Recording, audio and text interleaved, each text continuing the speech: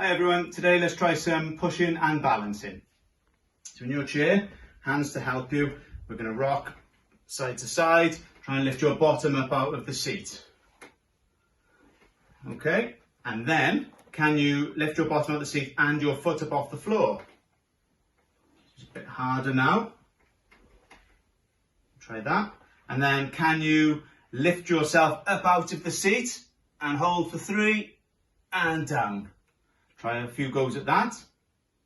Could you also then lift yourself out of the seat and lift one leg up off the floor? So I'm going to lift up and then lift the leg up and back down. Quick rest. And then I'm going to go again, lift the other leg up out of the seat using my strong arms and lift the other leg off the floor and down. And then last one for you to try is the crab position. So we're going to sit in our bottoms, bent legs. Just push ourselves up with our hands and try and get our hips as high as we can, hold it for as long as we can and back down. Have a rest and have 3 goes at that. Okay, try those, have fun.